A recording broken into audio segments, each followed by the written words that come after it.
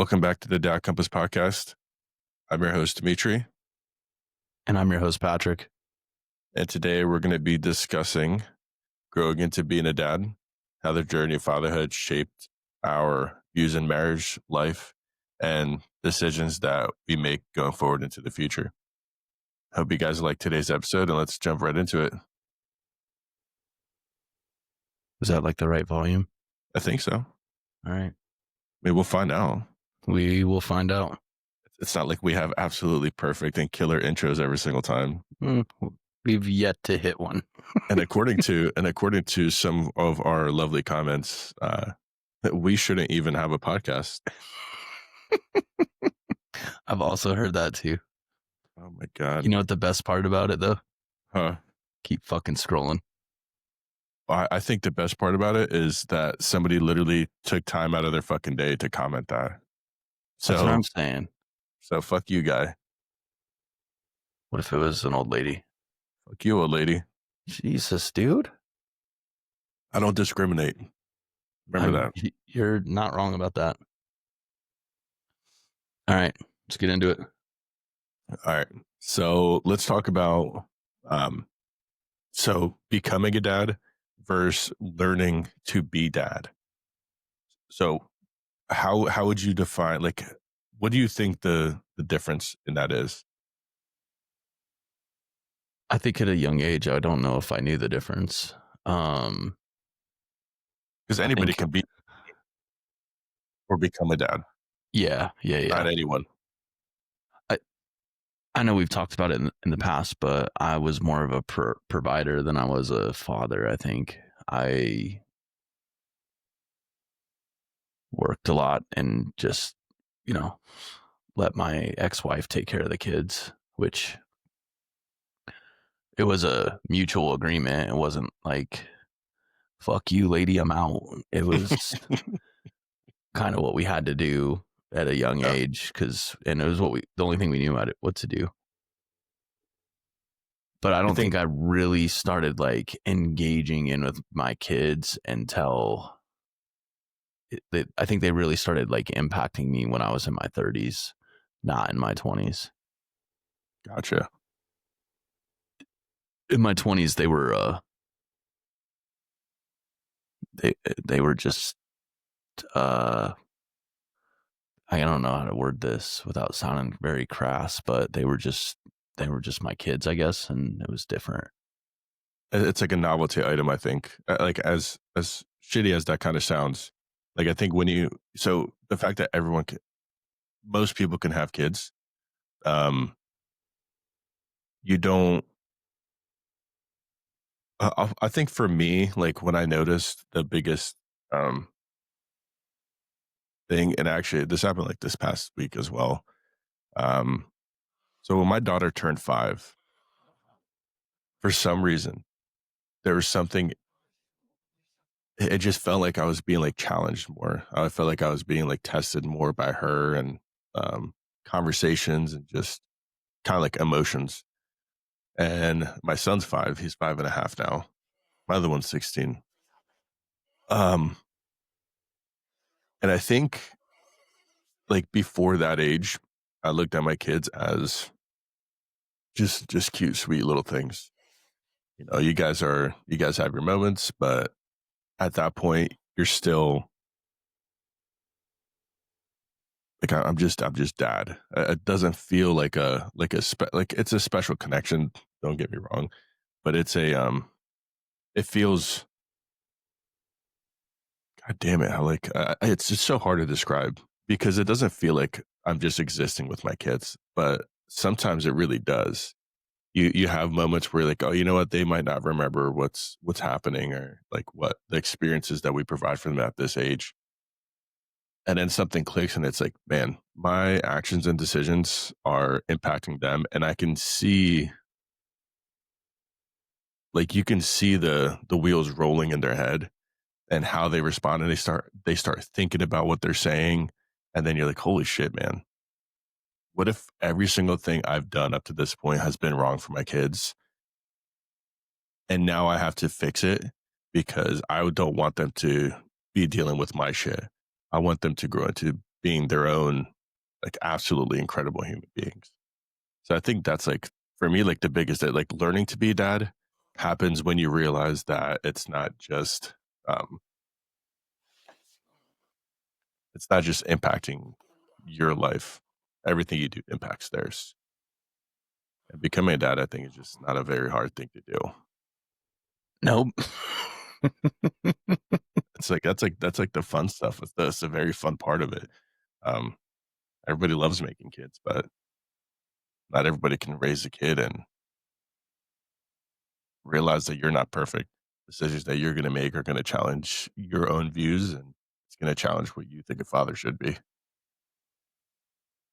Yeah, I think I was at a good age when I realized that I need to be more involved in my kid's life because my older two weren't to the point where they were resentful, and my younger two were still young. So I was able to turn the table a little bit, and it wasn't like I woke up one morning and been like, oh shit, I guess I should be a dad. It wasn't like that. It would just kind of started happening over time. My my divorce was a huge part of it too. Um, I knew that from a work standpoint, it was going to be extremely hard to have my kids 50% of the time. Yeah, And my ex, she had good intentions with it because she understood my career path, but she probably also had some selfish intentions. But she said, "Why don't I just take the kids full time and you just get them every other weekend?" And I was like, I can't do that. Like that yeah, shit would crush me.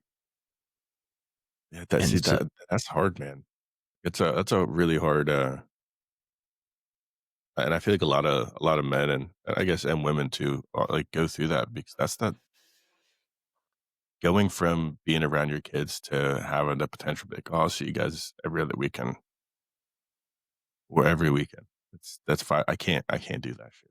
I mean, yeah, it's 4 days a month, and I just couldn't do it. So I had a conversation with my boss and said, "Here's the deal. I'm going to be involved in my kid's life for the weeks that they're with me, and then after that, I'll work hard." Yeah, And it's not like I didn't work hard when I had the kids, but it was definitely not ripping off 12 and 14-hour days. yeah, As my career progressed, my kids were getting older, so it ended up being more of like a team effort household. Like Logan would cook dinner. So I didn't have to like rush home and take care of that stuff. You know, I wasn't staying at work until 8 o'clock, but yeah. it was different. So and then I think just that natural more interaction, and you know, they didn't have anybody to hang out with other than each other because mom was at her house. So started a lot more interaction and a lot more like life lessons and hey, let's do this. And So I got a yeah, I question mean, here. good. I didn't mean to cut you off. No, you're good. Um, so talking about your kids have to hang out with themselves sometimes.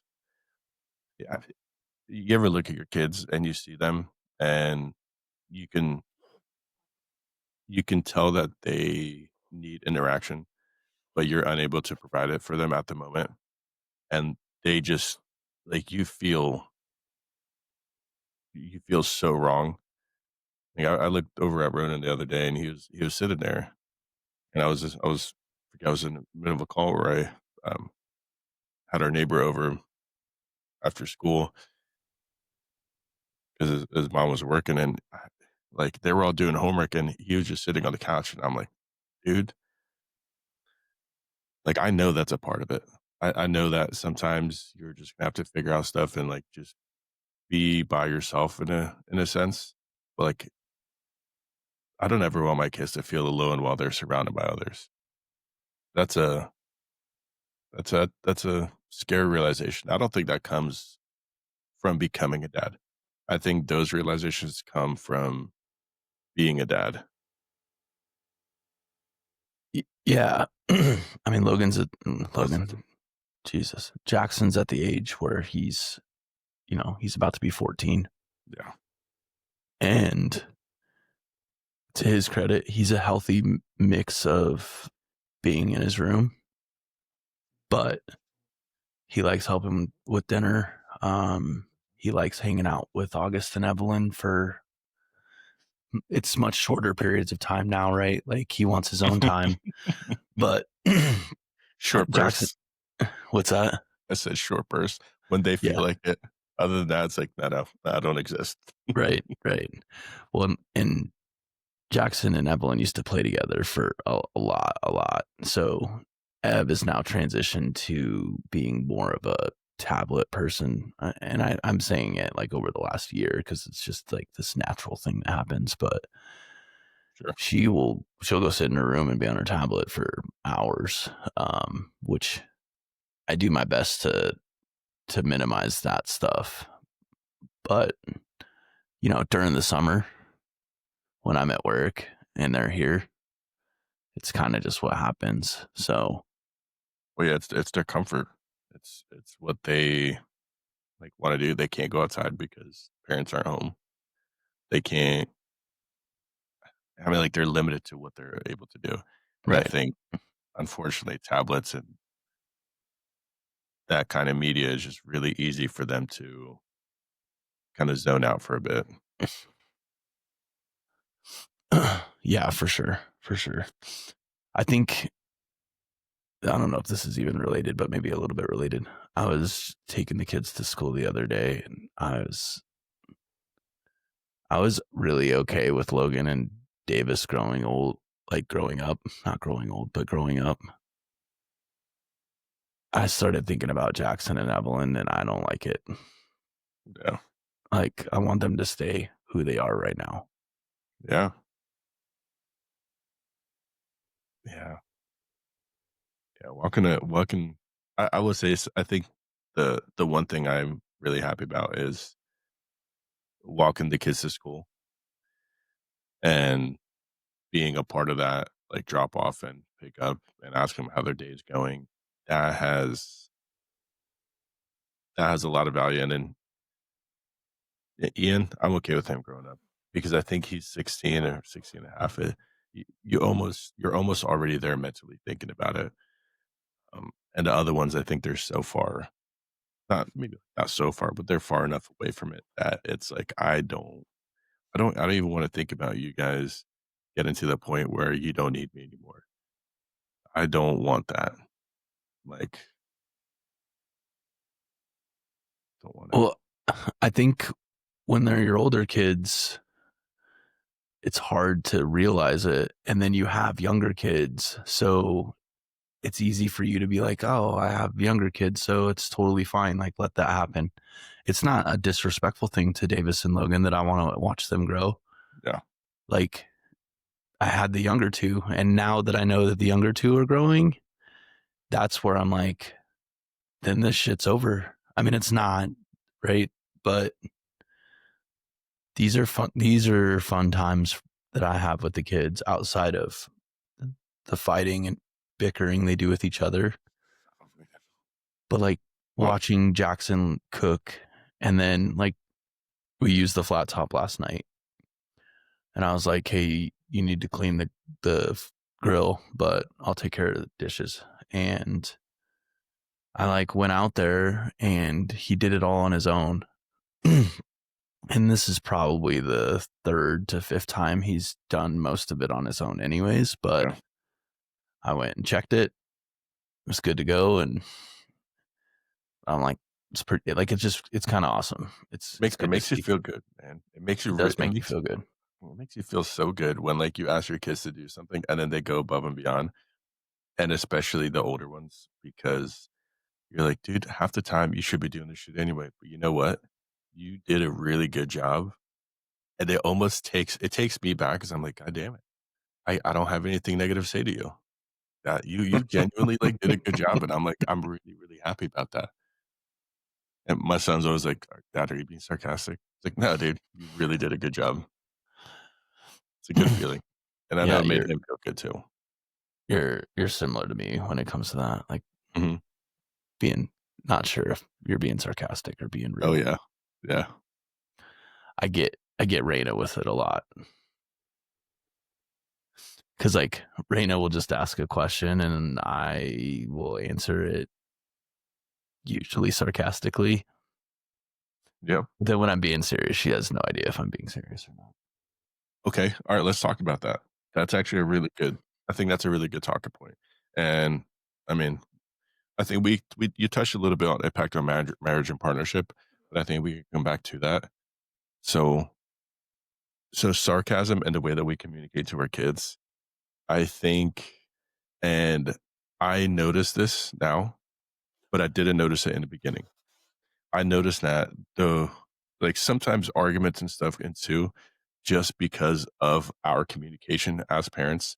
And when you're young and you just have your kids, your communication isn't good. Like there's some people, some people might be really good at communicating, but they're really shit at other things.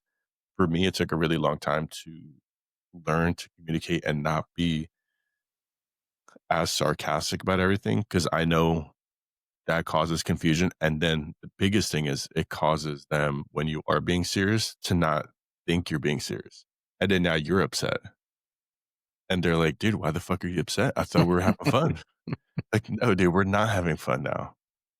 So it's like they take on the things that we give, and we expect them to comprehend it as, like, older individuals that they should "Oh, you guys should just know when we're upset," or "You should know when we're being serious." No, no, that's not on them, that's on us, and you learn these things as a parent. Um, Learning fatherhood, not becoming a dad, that's just not clear when you're a dad. You'll fuck up your kids for the first couple years, and you'll be like, wow, I should stop fucking up my kids. That's not good." Oh, we lost you. All right. This is good. You're the cat. It says no signal at El Gato. Did the cat take your signal? Should be good. No, I did that. There we go. And he's back. And I'm back. Um, well, Logan's extremely sarcastic, and I know he gets that from me.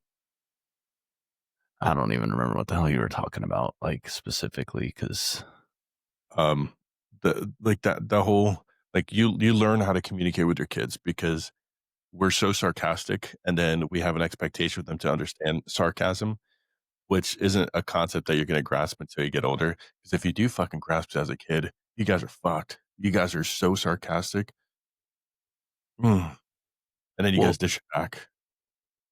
that's what I was gonna get at. I mean, we've Then I fart on your pillow.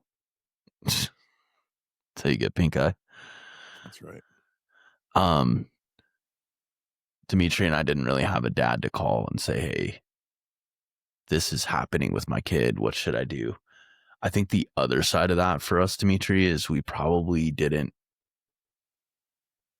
like going back to what we were initially saying is we didn't really know how to love our kids and be a father Yeah. until later on in life because we didn't have a father that did that for us Yeah. and or somebody that could be like, hey, get your shit together, stop doing that, stop fucking working so much and go hang out with your family.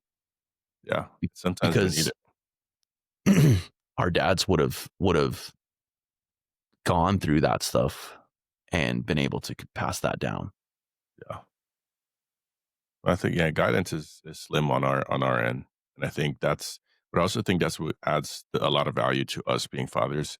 Is even though you don't have a dad, it doesn't mean that you're going to grow up to be a bad dad. It doesn't mean that you're going to be so behind the ball game. It just takes a little bit of common sense and self accountability to say, hey, I'm not doing a very good job at being the best person that I wish I had as a child, and I think I need to do better.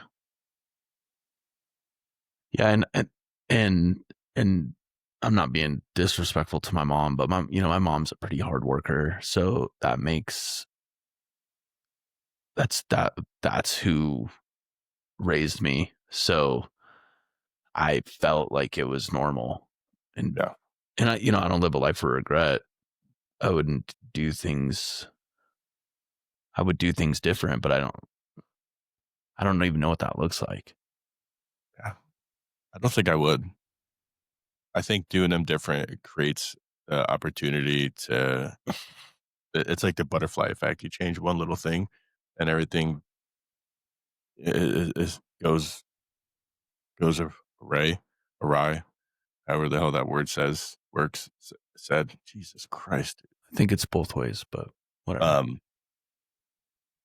I don't think there's moments that I wish I would. There's moments that I'm like, I wish I went to college. I wish I did this. I wish I did that. And then the fear of not being a dad to my children I have now makes all the things that I wish I would have done insignificant and small because honestly, man, I have a wonderful life. Yeah, I'm with you. I wouldn't want to change who my kids have become, or who my kids are becoming, or who my kids are. There's literally like small stuff. But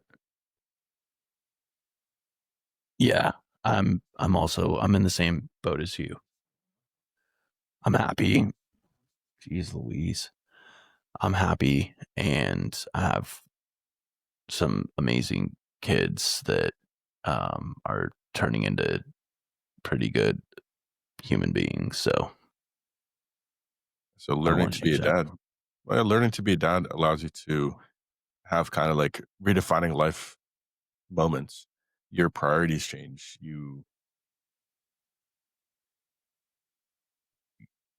don't you don't need the same kind of life that you dreamt of as a kid when you have a team that you're working with and your team being your family.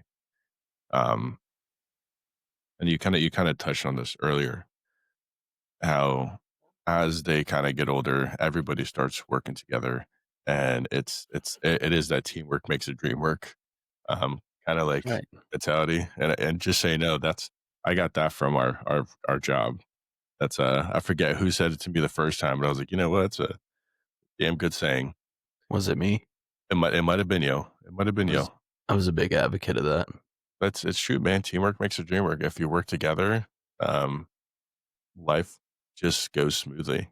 I see my daughter and her and my younger one are always bickering, and then they have these moments where they're walking up to school and they'll hold each other's hand, and it's like stuff like that is seems so insignificant. I think for people that are outside looking in, I think in order for you to truly appreciate those moments, you have to have kids because if you don't have kids and you see them, you might think, oh, that's cute, but you also don't see what that means to a father or a mother where, siblings argue and they fight. And then they have these sweet little moments. You're like, man, I love it. I love it. Yes, sir. All right. Which direction are we going now? Let's go. So through fatherhood and learning to be a father, how do you think that this touches back on teamwork? So I know that you and your spouse or your ex are divorced, obviously. How did you see the strengths in them? Because I think as you're growing into it, you do have to take in an account the other person that's also learning to parent. So how do you work together as a team to kind of teach yourself? Like, do you hold each other accountable when they do something that's just not okay with you? Do you let it go? Do you guys communicate in front of the kids or like away from them? I think that when the kids were younger, I was the I was the accountability parent. I was the one that Deanne and I actually had this conversation last night. I have zero problem telling a kid what to do. Gotcha. I wouldn't say that women necessarily have that or or have a problem doing it, but I think that there's usually some more like Emotions. love, right? They're nurturing. Where yeah, exactly. So for me, I felt that it was my responsibility to hold the kids accountable, and it was my ex-wife's responsibility to love the kids, Yeah. and then it was my responsibility to provide. So we did make that work for a lot of years. And I wouldn't say it was easy or perfect. Um, there were times where I, I, I worked, and so there'd be, a whole entire week or weeks or even a month sometimes where it was just her. So accountability probably was not as high for that time frame. It was more loving, and she was very good at taking the kids to do things and spoiling the kids. She had a pretty tough childhood, so her idea of um being a parent was to make her kids' lives better than what she had, which, to be honest, didn't take much. She went way above and beyond. I got a question. Um, so it's on. So we as men are very much so far more upfront and direct and say, "Hey, don't do that," and it's easier for us to kind of discipline, I think. But I think the other side of that is our nurture, and at least for me, I'll speak for myself.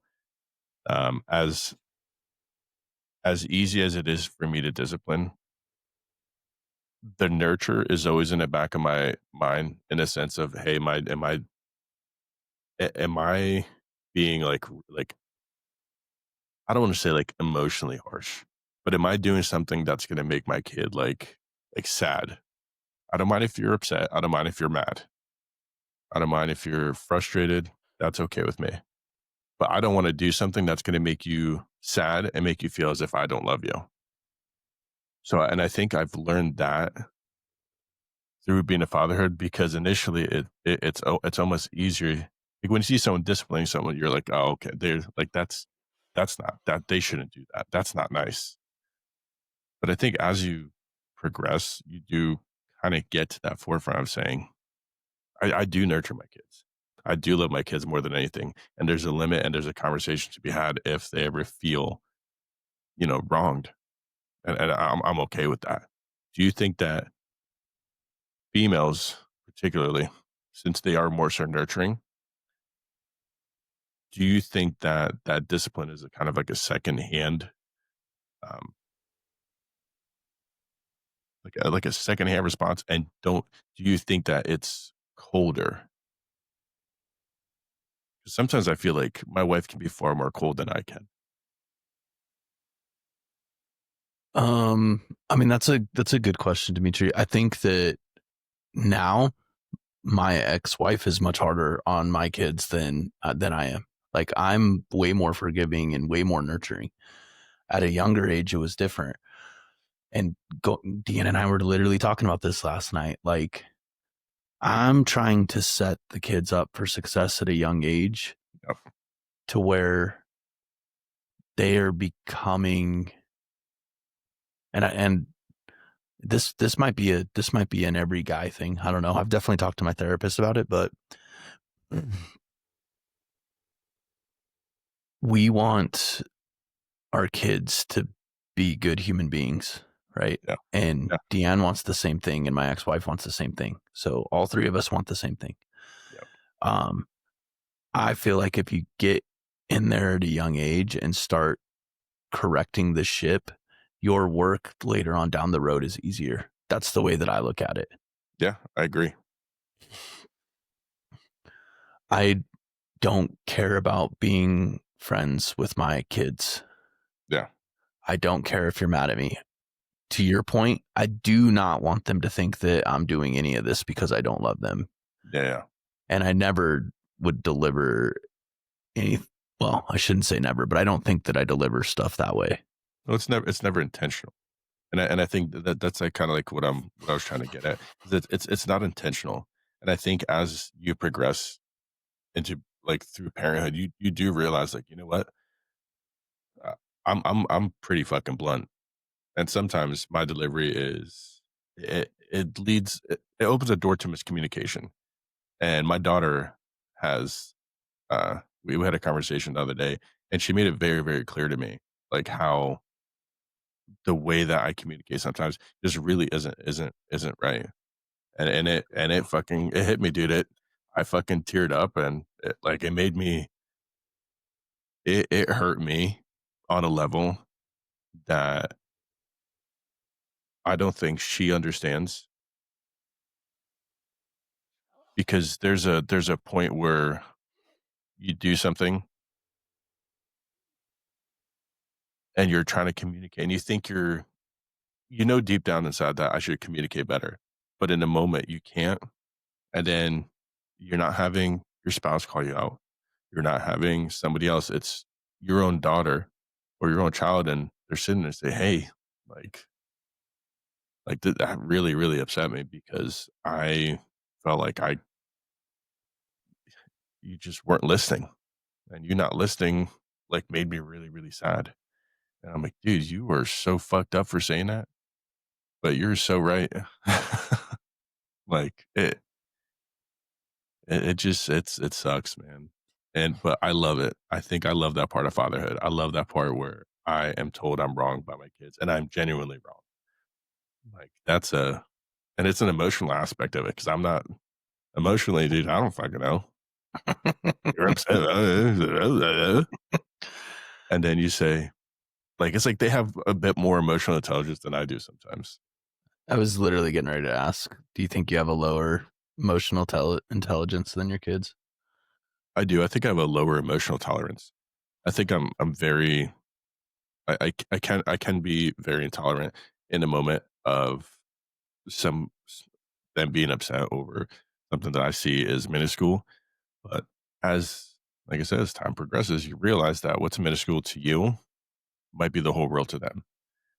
And that's where you have to stop and think to say, okay, I am not being the best version of myself for them. Right. Right. All right. You want to break and do Fatherhood Unscripted real quick? And then, Yeah. Yeah, let's do that. all right. You want to start it off or you want me to?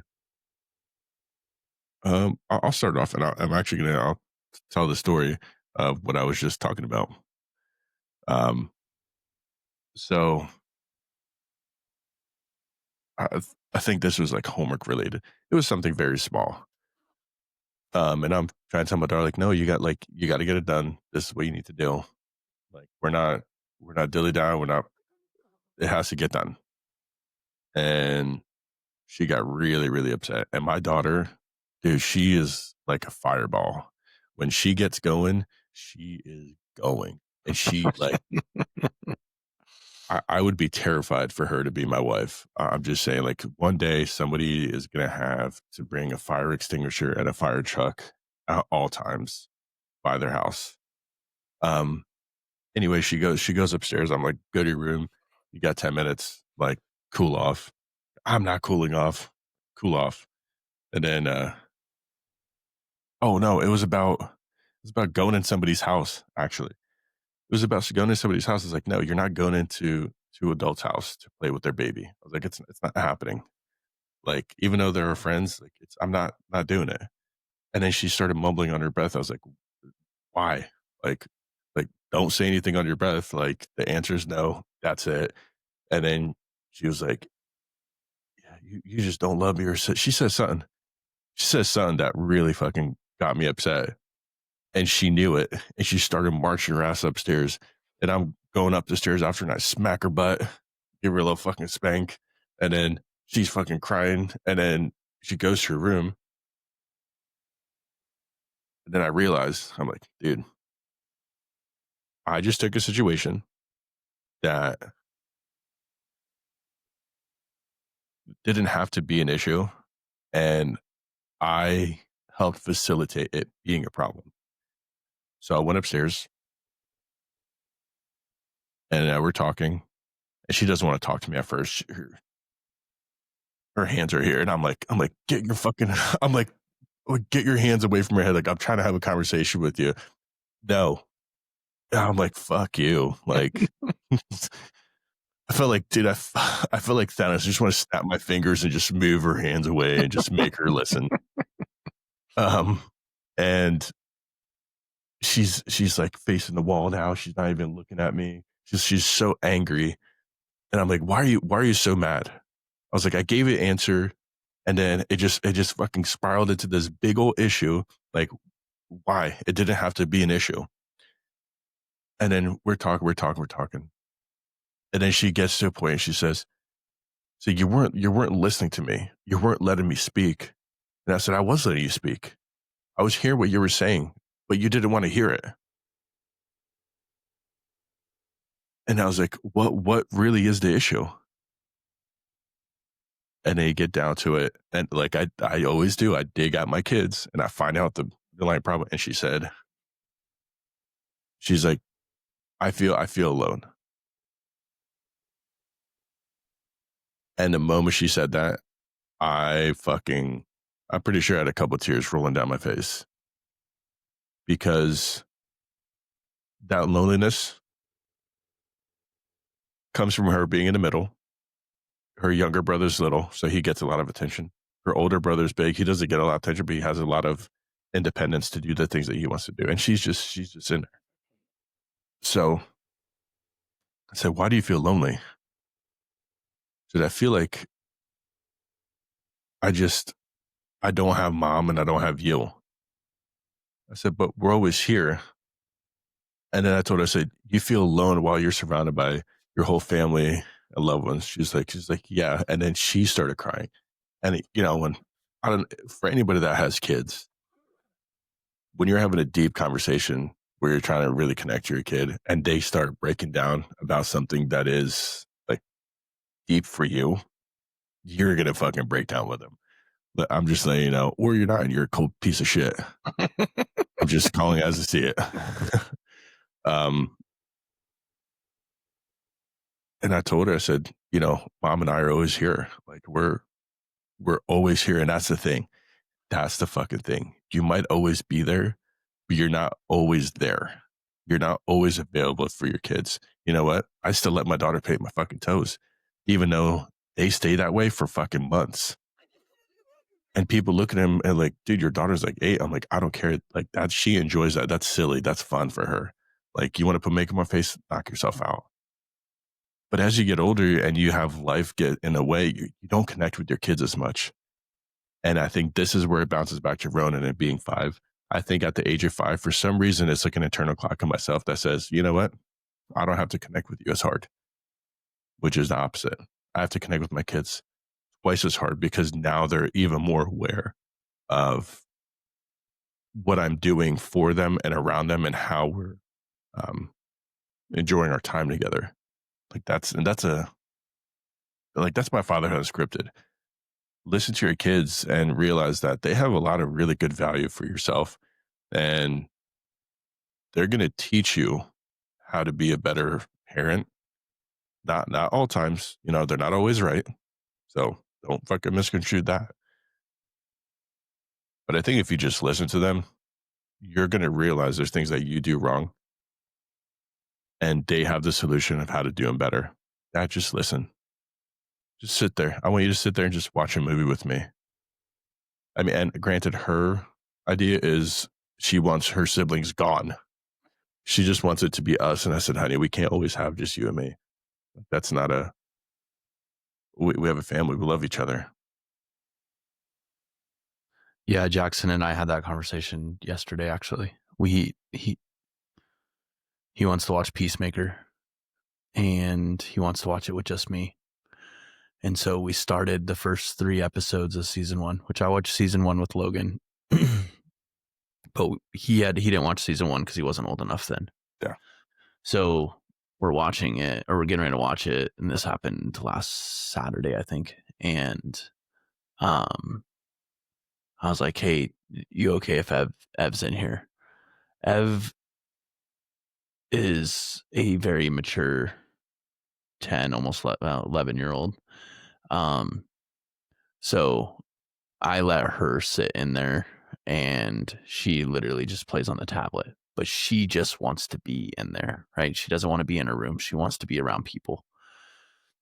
And so we did that. And so last night when Jackson and I were cooking, I said, "Hey, maybe we can watch me, you, and Ev can watch another episode of Peacemaker." And he's like, "Well, I did say that she was okay to sit in there, but it was just that night." And I was like, "Well, you need to understand that she just wants to be around me and him. And Yeah. so she doesn't give a shit about the show. Yeah. She's not watching the show." So, yeah, good take. Very, very interesting. I have a pretty high emotional intelligence, and I have learned to try to make time for all of my kids. Yeah. It is hard though when there's 4 kids. If you don't do it right, like Yeah. timing wise, they could all feel like that. Yeah. Okay. My fatherhood unscripted snot is insightful as Dmitrys. My son is Davis is 17. He'll be 18 in less than a month. He got to go on goes to a pretty unique school, does classes, and a lot of those classes lead to school trips. A lot of the school trips they're pretty awesome because they do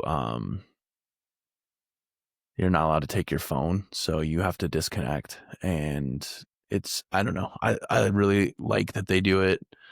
I have not seen Davis in 2 weeks. So he was supposed to be with me this week, but he went on a trip and he left on Friday, and he usually comes over on Saturdays. Yeah. And then he doesn't get back until today. So I think I'll get to see him today for about 5 minutes and give him Where's a the hug. trip? But Where's the trip to? so he went to California to surf, and they were camping along the way. So he did the class last year, and this year, because of timing, I guess it's the way that this class is always set up. They usually do the trip the following year. Yeah, they're in a small bus, and they hit the road on Friday. They camp somewhere. They're making homemade food for the most part. There's a couple exceptions. I guess it sounds like the school's been doing this for a long time, and they always go to In-N-Out before In-N-Out was in Colorado. Yeah. So, but yeah, I think it's just a good experience. It's a good experience for him. He gets to go across the country on a road trip, and he doesn't have his phone. So guess what he has to do? He has to connect with people. They don't have their phone at all? No, you can't take your phone. You get kicked off the trip if you take your phone. Yeah, but what if there's like an emergency and shit, dude? The teachers have phones. Yeah. And no news is good news. Yeah, you gotta learn I guess that's it. That's to trust for it. me. That's a level of control of like not being able to connect with my kids that scares the shit out of me. I don't like it either. Like, I talk to all of my kids the weeks that they're with their parents, anywhere from 2 to 5 times a week. Yeah, we're going on 8 days now that I haven't talked to Davis, so I'm excited to see him today. Yeah. Good point. All right. Let's got about 15 more minutes, and then we'll do the question. Let's say one joke. You got a joke? So, yeah. So when I drop off the kids and I'm walking back down the path, there's kids that are just like walking by to go up to the other school, and I'm always like, "Hey, you got something on your shirt?" and like just like trying to make these kids laugh. And this fucking kid killed me the other day. So the first day I'm like, "Yeah, you got something on your shirt," and he's like, "Got something on your head." I could put it in my bowl. I was like, dude, that was good. I told him, I was like, that was good. That was a good one. And then so the next day I see him walking too. I'm like, "Yeah, you got something on your shirt." And he's like, she's like, "You can't do that." He's like, "That's not fair." I thought it was so funny. That is pretty funny. How old's the kid? I don't know. I think he's probably like fifth or sixth grade. Got Just it. like just super like he was on it, and it made me laugh. That's funny. That's it. All right. How about this? What's the biggest decision that you've made differently because you're a dad?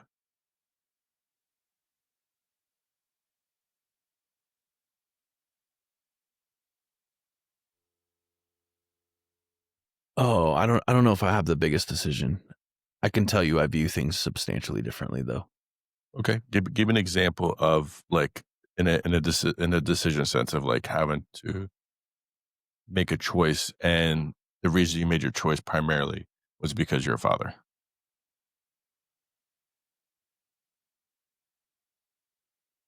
Oh, here's a good one. Drinking and driving. That may not be a popular decision, but in my early 20s, I was pretty reckless with I was like just okay with it. Yeah, And I don't drink a beer and drive around with my kids in the car now. Not a beer. that's I fair. won't I won't go out to dinner and have a beer and drive home. Really, Mhm. that's good. And I don't judge people that do have a beer. My I reasoning would. for it. What's that? I said I'd have a beer, but I'm telling you, mine is far more ridiculous than yours. Um, my reasoning for it is I don't want my judgment impaired when I'm driving my kids home from a restaurant, and if something were to happen, I'd have to live with that the rest of my life. It's, yeah, I mean that's good. That's a very good reason. Wow. And just so we're clear, I wasn't like, hey, let's go get shit faced at the bar and drive home. It wasn't like that, but Yeah, I yeah, was definitely way more loose with it until I had kids. gotcha. Yeah, I mean, I think a lot of people do have a drink with their kids, not with their kids, but like they go to a restaurant. But to your point, I think you have to gauge that level of okayness. Um, like here's my example. Nowhere near as serious as yours, but this is for some reason. As soon as I had kids, this is how my life now works. You don't split a pole. I you could step on a crack. You don't open an umbrella indoors. I will not split a pole. Okay. I will not open an umbrella indoors because I don't need any fucking bad luck. And my daughter goes the other day, we're going to school and she's like deliberately splitting poles. So I'm fucking going like this way, just trying to catch up with her. And she's like, "Dad, you know, it's not real." I say, "You know what? For me, I feel like it's real. And I don't want any bad luck because I split a pole. I don't think it'll happen, but I definitely think it'll happen. So let's not take that fucking chance." Right. Um, but I guess like in the reality of it, fatherhood wise,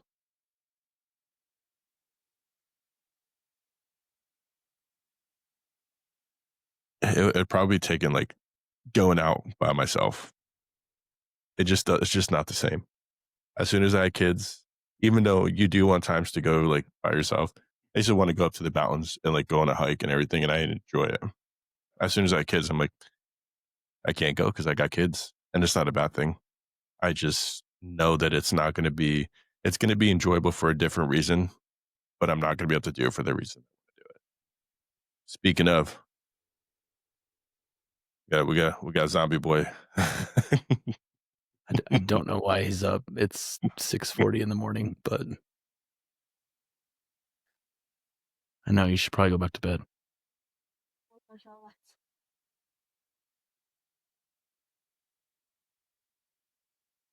Okay. um, yeah, I don't have All right. anything specifically like that, but I I would say my partying in my 20s was definitely even after I had kids, I continued to go out and party. Yeah. It wasn't until I got into my 30s that realized that like you need to get your shit together, dude, and be a parent. You can't get shit faced anymore. No, that's not true. You don't need to go out and get shit faced. Well, I know, but and it's sometimes it's fucking bad. Kids are like, "You okay, dude? You okay? Yeah, yeah." I'm like, wow, I think Dad's dying in there. But no, Dad's really drunk. Yeah, I don't get shit faced like that. But like there's a couple situations that happen a year where I might go out, but it's your kids are your life. Yeah, I'm So right, man. it's just different. All right.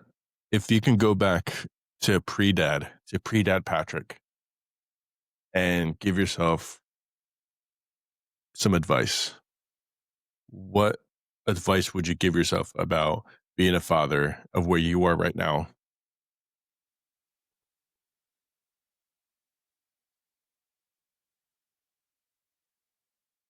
Um oh man, that's a good question. As I said earlier, I don't live a life of regret. I do wish Well, it's not regret, just advice, because we don't regret anything, but give yourself some advice. Imagine you're looking at yourself in the mirror and it's looking into the past. It's not going to change your future, but it's going uh, to give you a mentality shift. oh, well that wasn't what I was getting ready to do. I would this is what I was going to say. And let me see if I can answer your question the way that you want me to answer your question, but I the don't way want that to I'm hear going what to you have answer to the say. question. What's I want to that? hear what you have to, I don't want to hear what you have to say. You don't? I do. Tough titty. Um I think I would have told myself to take a different career path. Um, I've had a really successful career and it's come with a lot of stress and a lot of work. Um, it has limited my mental capacity sometimes when I'm home. Um, Especially at a younger age, like in my 30s, I would be home and not present. Yeah. I'd be physically present but not mentally present. And it still happens now. I'm just way more self-aware about it now that I can adjust, or I can be like, "Hey, I need you guys to hold on for a second. Let me deal with this, and then I'm going to give you my attention." Yeah. Before I would do both, right? Like my kids would be talking to me and then I'm like texting on my phone trying to take care Yep. of work or whatever the case is. So, Being present. um I think yeah, to answer your other question, I think I would just tell myself to love my kids at a younger age, like start earlier. And Yeah. it's not that I didn't love my kids, but just to approach it differently. Yeah. Yeah. Yeah. That's a good one. Yeah. You? That's good. Um,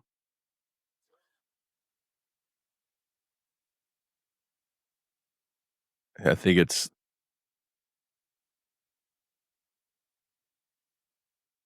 be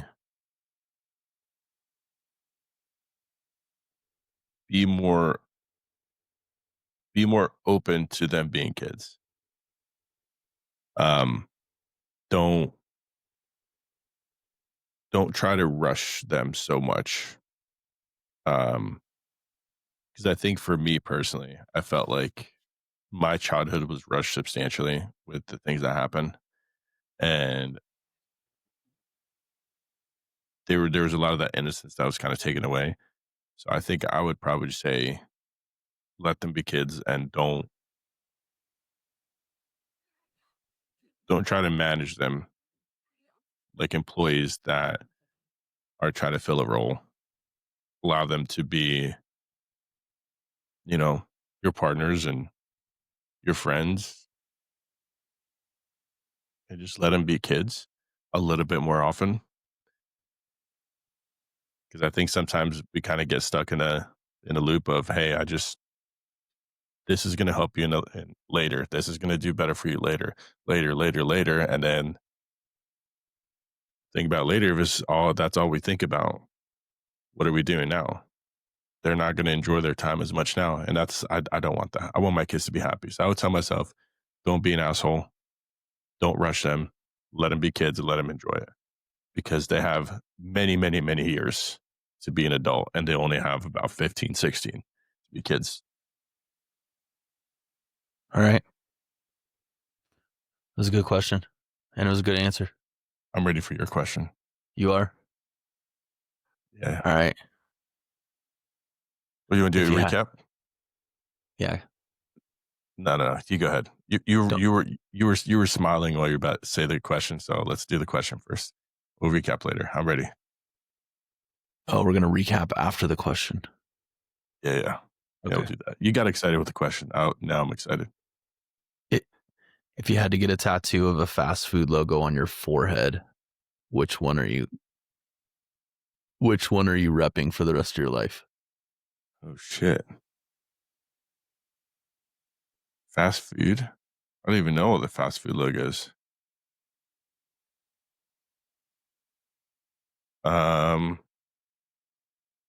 So this is a weird one because you got to, like, are you going to pick your favorite spot, or are you just going to pick the coolest logo, or are you going to pick the most discreet logo? Yeah, I mean, I don't know, dude.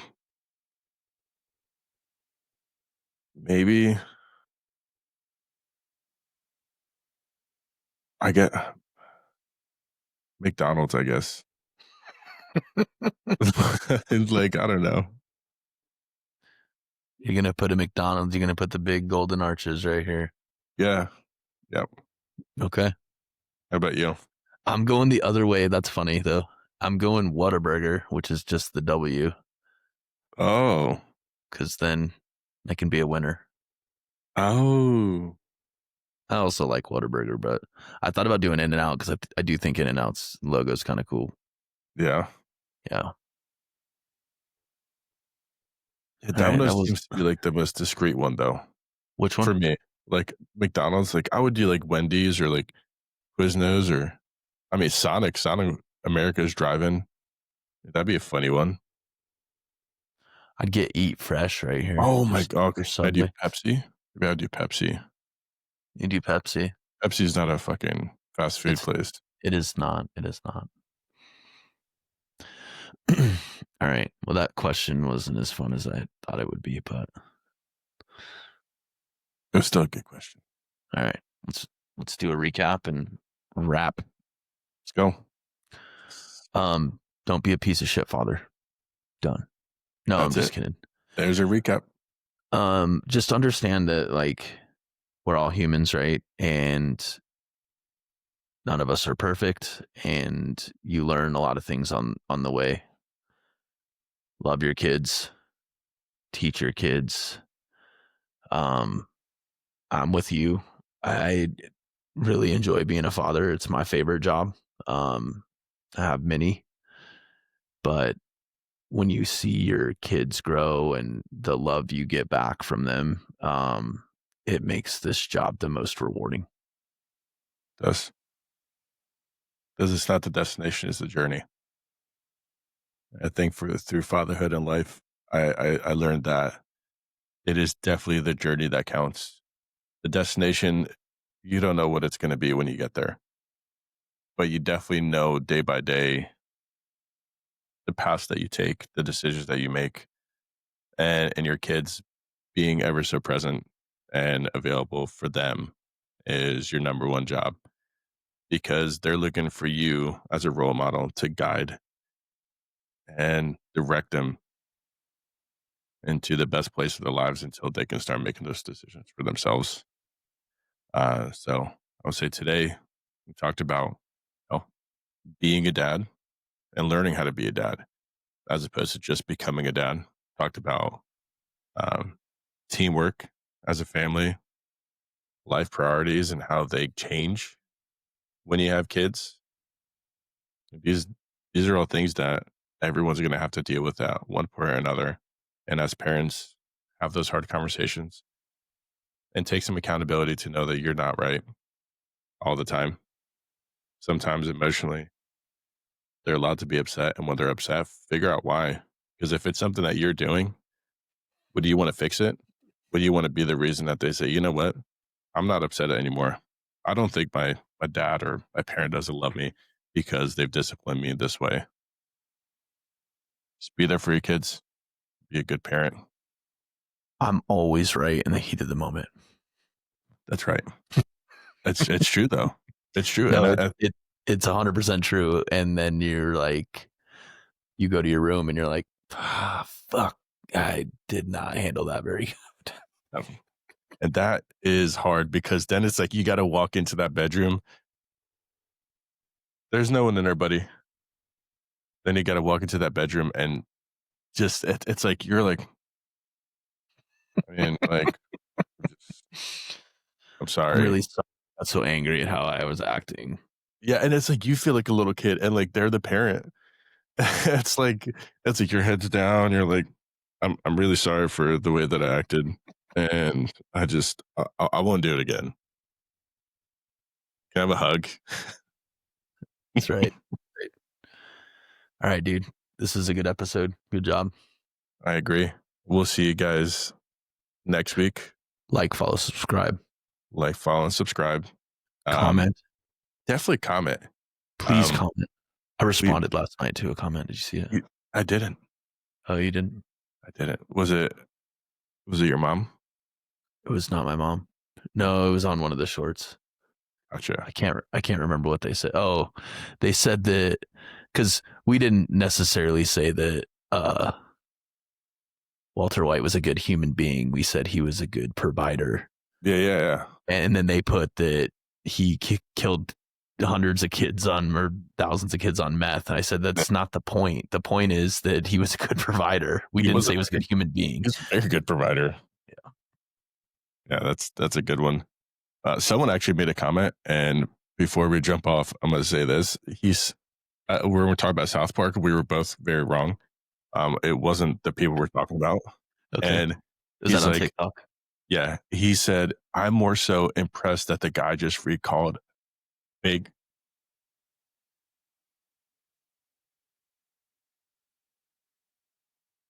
What up, buddy? He said, I'm more so impressed that this guy vaguely recalled an episode of South Park 25 years ago. And I thought to myself I was like, this motherfucker just called me old. I was like, 25 years ago? I remember something 25 years ago, vaguely? I was like, holy shit. It just blew my mind. That's funny. It's funny. Yeah, that's it. So it wasn't Randy Marsh and Stan Marsh? Nope. It was Kenny and his dad. Oh, okay. So we were very wrong. I was very, very wrong.